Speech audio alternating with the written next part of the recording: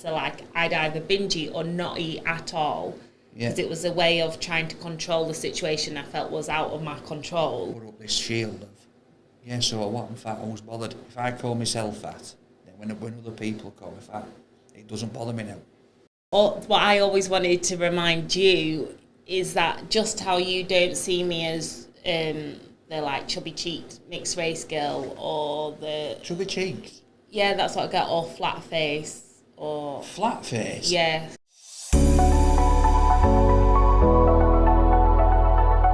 Hey up everyone, we're back for another mental health gym podcast. Back at gym again. I never thought I'd be saying that. Every Saturday, love you, yeah. 2 weeks in a row I'm at gym. I know. Yeah. Get in, lad. I know. Do you know what? I'm going to have mates of mine phoning me up thinking I've gone nuts. I'm like, oh damn, what's going on? You're at gym again? What's happening? But you're going to enjoy this one because we're going to talk all about comfort food. Comfort food. There is nothing better than comfort food, is there? Well, do you reckon it's good or bad for you? Oh, well, this is the thing. I think when it comes to mental health and comfort food, sometimes it can be bad, can't it? It can be a little bit. You know, you can eat too much. You can eat too little. You can eat, one thing over and over again. What about you? I'm on the fence with it, as I think comfort food, if we mean it in the sense of like, do you know when you go home to your mum's or your dad's and you get like a nice wholesome meal, like with mine it's Chinese food at my mum's, my dad's great at Italian food, and you just feel like, oh yeah, this is like home food, that's good. Yeah. But then if it's comfort food where like I've binged eat in the past, like where you just constantly you can't get enough and you're not enjoying it, it's not actually giving you a comfort. So I think it's when it's like the home cooked real food rather than the just shove it in your gob as fast as you can. I agree, because with me, so when I were at a low point, I used to for some reason think I've got to have a kebab. Don't know why. It got to a point where I probably wasn't really even enjoying the kebab. I know the last one that I had, and it had been a long time in between, I didn't eat it all because I didn't feel like I needed to eat it all. Do you know what I mean? And so I sort of get what you're coming from there, because I love a proper home-cooked roast dinner. That's one of my favourites. I love pasta, bolognese, lasagna, meatballs. I love that kind of thing. But then other comfort food like kebabs and burgers, I tend to have them when I'm stressed out. If I'm having a bad day, I'm going to get a takeaway.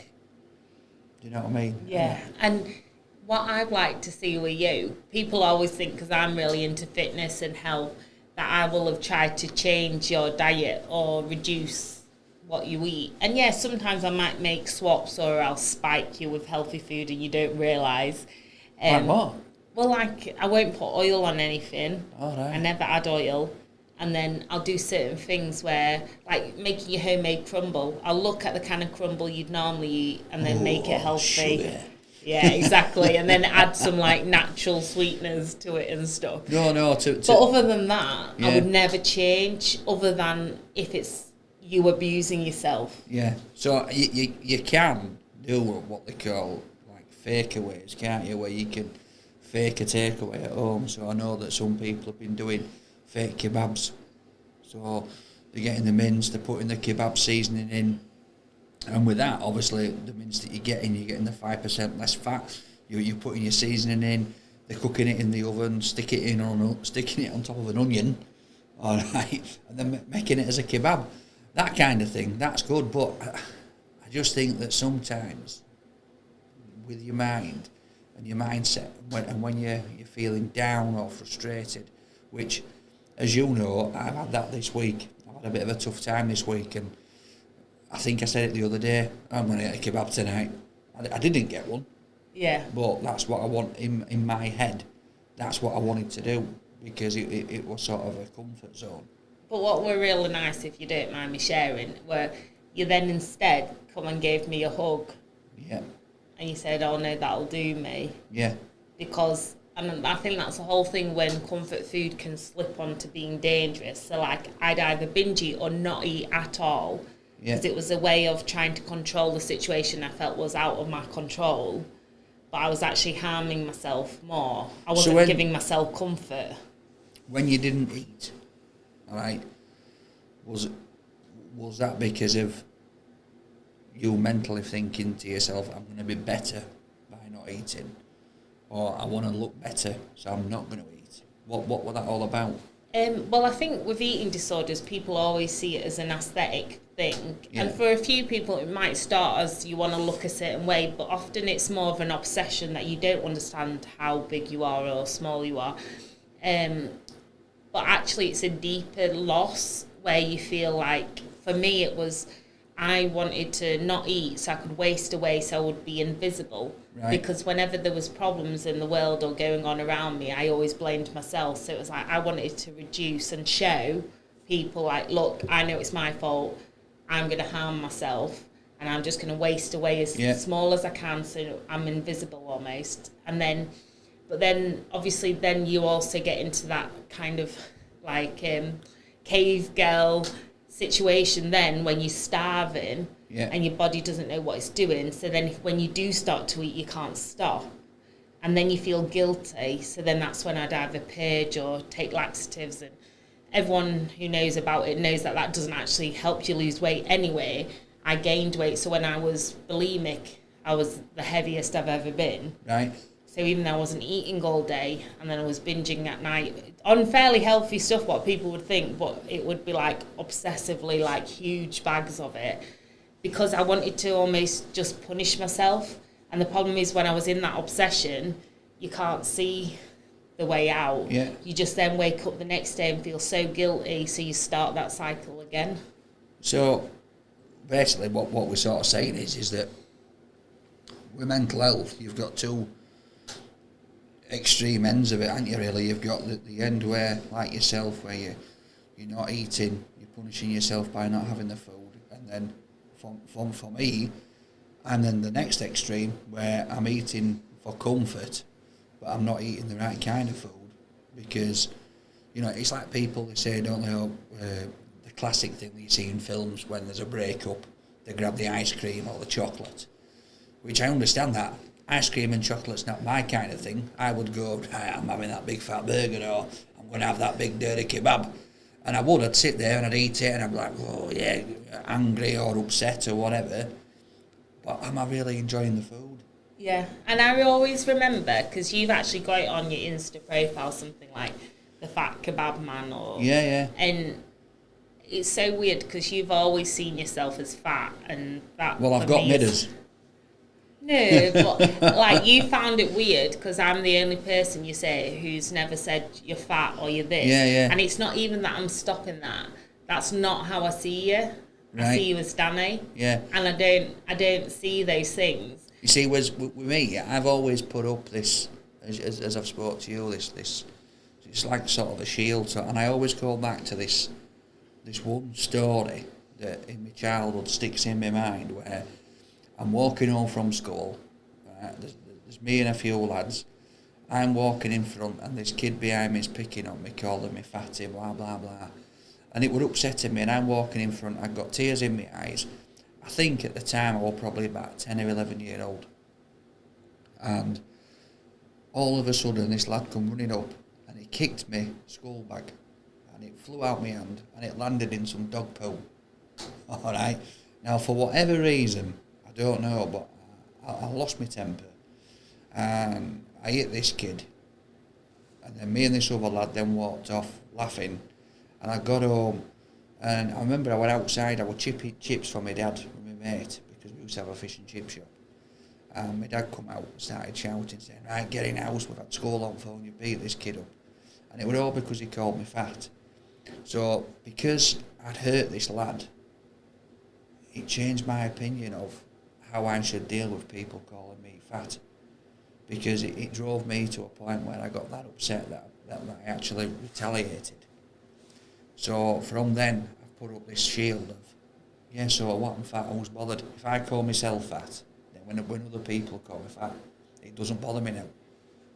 Yeah. Do you know what I mean? The only time it bothers me, if I'm honest, is if it's a loved one that will say, and they don't say it jokingly.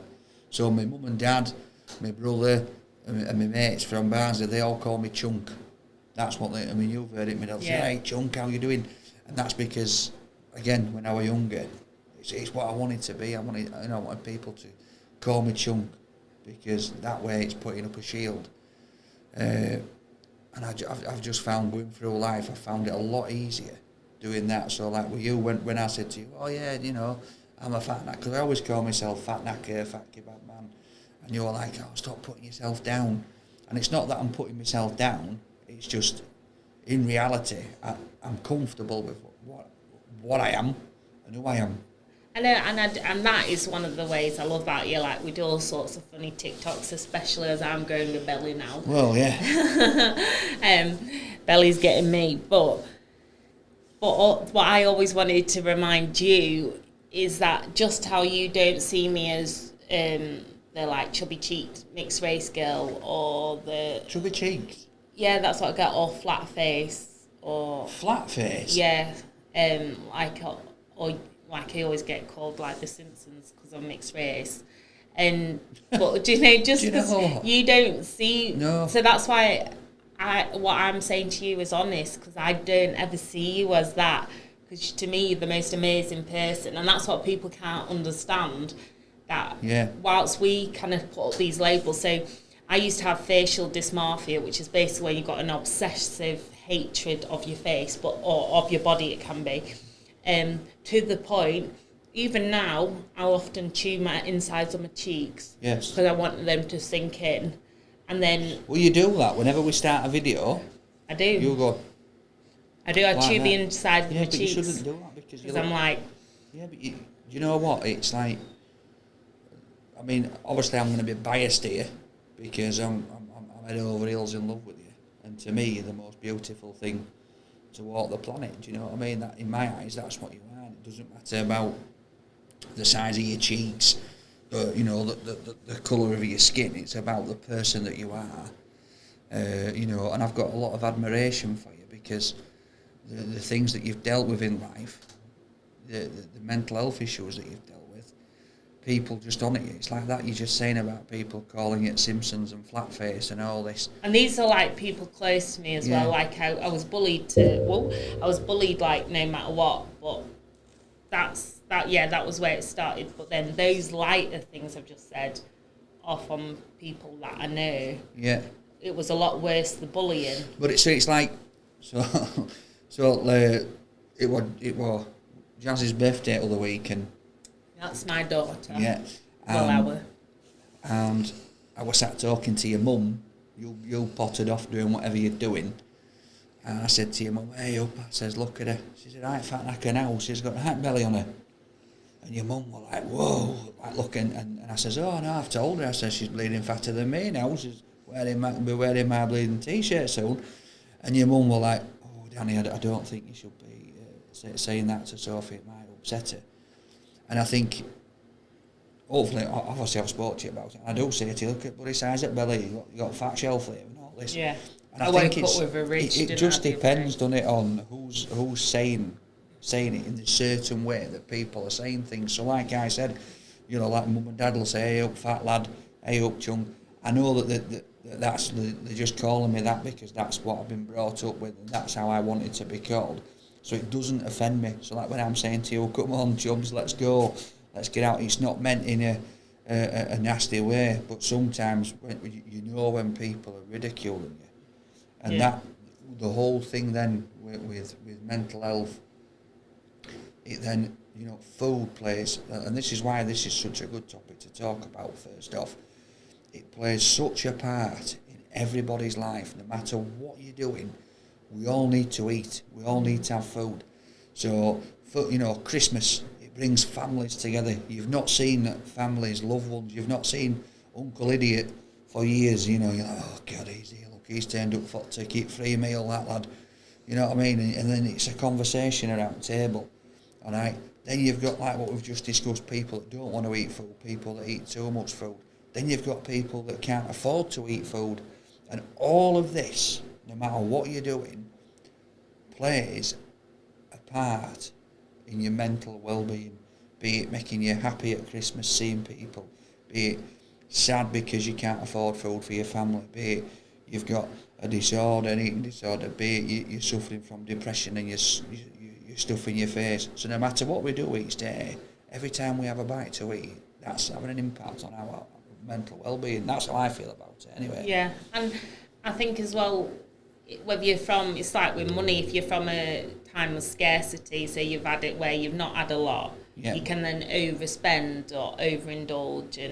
And the same with food. I think if people have always struggled around it, you can then overindulge in it or just avoid it all completely. So you can say, like, I remember this money coach saying, you're still in poverty mindset. Do you know, where you're like, you're working all the time because you're worried that you might not make ends meet, even if that's not the situation anymore, and you've got a full-time job and you're still doing that life because that's what you were brought up doing. And it's getting yourself out of, some of it's habit, but then obviously some of it needs professional help where you're unpicking it. But I know for me, the biggest tonic, and I know we've got criticism saying how much we've helped each other, that it's pressure, but actually for me it's more because we found absolute love and acceptance. And you could be Danny whatever size. Do you know what, it's like, it's not like you've just said there about pressure, and obviously we've had a few comments from the last video, and we will get round to answering some questions on the next one. We're going to start taking the questions. So if you've got any questions, pop them on the channel and we'll give it our honest view. Yeah. We're not professionals, so that's even better. Yeah. So, but the thing is it's like we give people a snippet of our life here, a snippet of what we've been through, what we're going through. They see different things on your channel, they see different things on my channel, and it's just a little snippet of your life. And we are there to be judged because we're putting it out there. So we're putting ourselves out there for people to watch us, to judge us. All right. But what I'll say is don't just take little bits and then make your own conclusion. Oh, that's because ask us a question if you want to know something. Ask us, and we'll tell you. But can I just say, like on the food thing, there's been a couple of times when I've been touched by not people's generosity but people's gratitude.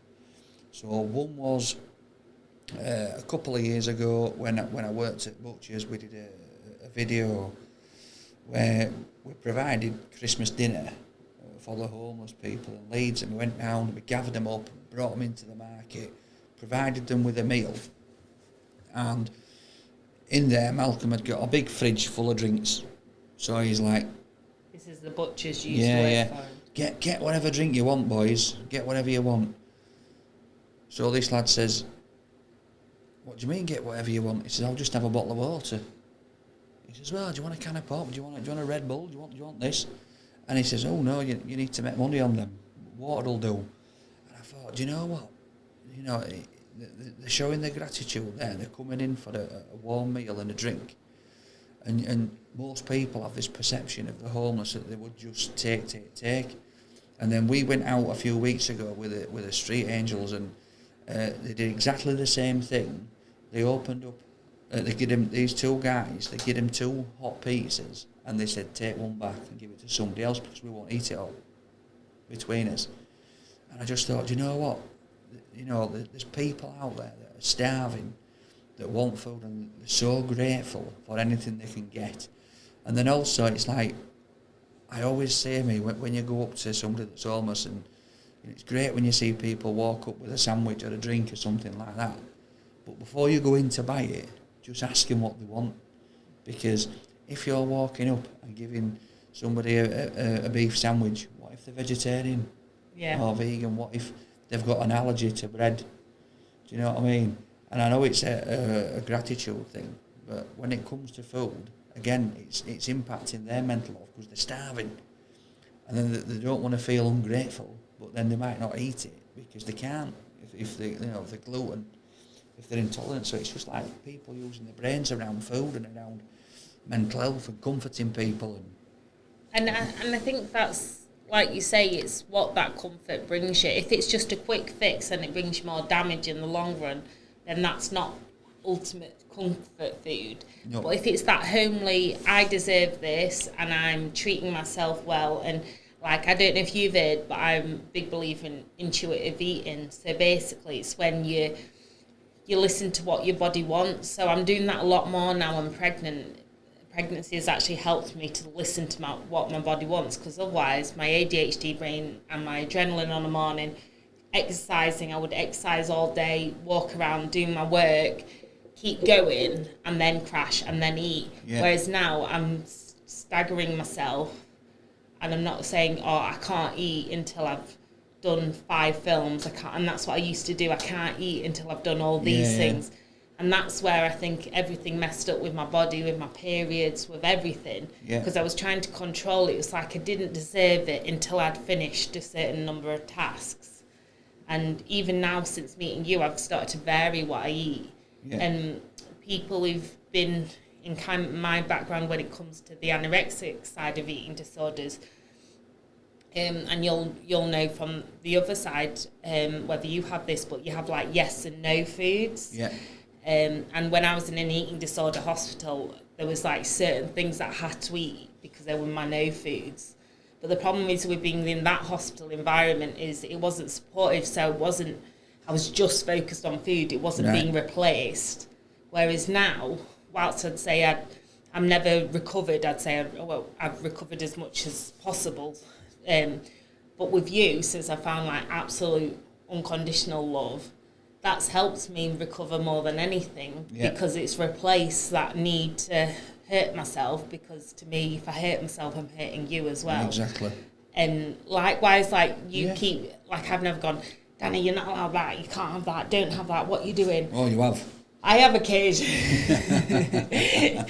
No, but sometimes I'll just be like, for me, it's because you know that Danny likes a takeaway each week, which we've come to grips with, haven't we? Yeah, whereas so we've come to grips. So obviously I film and have takeaways, but I don't eat them all.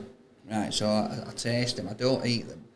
So on a Saturday, I like to have my own takeaway when I'm sat down in the comfort of my own home, not outside on a table and chair. So I sit down, have my own takeaway and chill out. And you found it at first, you were like, why are you having takeaways? What's going on? I'm like, look, it's just a mental thing in my head that I have to do, because it's something I enjoy a takeaway. But when I do, I don't always eat it. So it's like, so I'll tell you what's happening. So today, we're going out for a meal with Mum, and it's a Chinese. But that's not a takeaway for me. That ain't a takeaway. So tomorrow night, I'll be having a takeaway for this week's takeaway. But do you know what I've come... But she'll be saying, well, you've had all this fatty Chinese food and you've had all this. But it's not, and this is it. So sometimes your mental brain plays such a big part in your life, in your decision making, in what you're doing, and sometimes I don't know what it is, but I need to have it to have that relaxing feeling.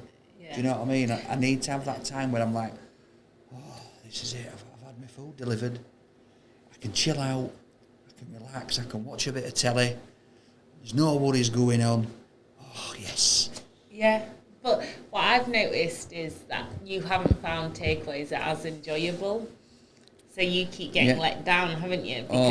Because I think before it was more of a like, I need to do this. And now you're like, I really want to enjoy this because you don't do it as often. But the other thing as well is with the takeaways, I'm always, now most of the time at weekends, we spend over at yours. So my usual takeaway places, they're going out of business. They're done. One of them, since I've been with you, because we looked back, didn't we? And we looked back on on my Uber app and on my app for the local place where I get my kebabs and stuff. And the amount that I used to buy to comfort myself was just unreal. And it wasn't just Saturdays then, was it? No, it was. It could. I've been honest and said at one point it was every night at week. Every night at week I'd be having takeaways because I just couldn't be bothered to cook. I couldn't be bothered to do out. So I'd get in, I'd see it kids. They'd have the tea. I'd make them a little bit of something sometimes. But if I'm honest with you, something like my daughter, she said at one point, Dad, I'm sick of takeaways. Yeah. You know, for a kid to say I've had enough of McDonald's. Do you know what I mean? It just shows. And even George now, so I like to cook. Again, this is a weird thing though, because I love cooking for you and I love making you nice stuff. Yep, but I will never I will never make myself that nice food. Yeah. It's only but it's if weird for you. because we do it for each other, don't we? Yeah. So it's like, I was just sat in office earlier on with Esther, and when you nipped out doing whatever you were doing, floating about, and I was saying to her that I've got one of those multi-cooker, pressure cooker things, and I chucked in like 3 tins of tomatoes, sweet corn, green beans, carrots, onions, mushrooms, and then I chucked in curry powder, garam masala, chicken tikka, chilies, banged it on, and it smelled absolutely gorgeous. But I couldn't have it because I put devil's food in, sweet corn, and you polished it off, didn't you? You said it was really nice. I had a whole slow cooker pot full. It was so good. Yeah, and that's the thing. So that's what I'd say would be a good comfort food. Well, that's what you said. And then like I've started with the little bubba. So in the morning, Sophie likes baked beans and egg. So I got one of those microwave pots and I put beans in, cracked 2 eggs in, whisked it up, banged it in microwave. And she thinks it's best thing since sliced bread. to take on the go. Best thing since sliced bread for her. That's comfort food. Yeah. And that's, you know what I mean, and that's what it's all about. And this is where I think your comfort food is good. Like now I've worked out, because obviously in my brain eating out can be difficult, eating takeaways can be difficult. Because again, that social surrounding of food I found challenging, and at first I did have a bit of a meltdown over Christmas because everything we were doing going out for meals. I'm like, I think I started crying, got panicky about one meal out, and how bad it was going to TGI Fridays, and I was getting so worked up. Yeah, you didn't want to come at one point, did you? I was like, oh, I can't socialise at the same time as eating, and I can't be in that and just eat, because even now I do stuff to distract myself whilst I'm eating. But then I think we found a nice hybrid, because like I enjoy it now when I see you enjoying food. So when you enjoy, whether it's been me cooking something for you, or I get the most pleasure out of that, but also when you're eating a takeaway and you're actually enjoying it. Yeah. Because to me that is good comfort food then, rather than it just being a kind of I've got to eat this to try and fix something where I feel a bit broken. But then it's things like, hey up, microphone's off. It was either the mic or Danny on his little poof chair that were going to fall off, wasn't it? One of us were going to go, so bear with us.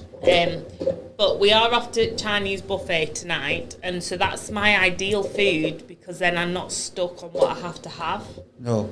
And again, it's just what you've been brought up around, and that's why, like I said to Danny, I don't like loads of condiments and stuff. Yeah, I'll hold it, love. Don't worry. Love. Don't worry. I've got my hand on it. You've got it.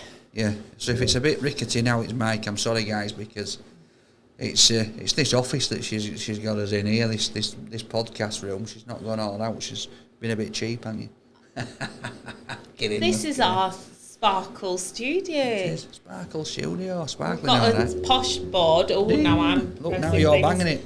So, the editor's in the other room, so we're left to his own devices. But anyway, on that note, we best go, because we've got to get ready for his Chinese buffet, haven't we? We have. What's on the menu for you? Comfort food.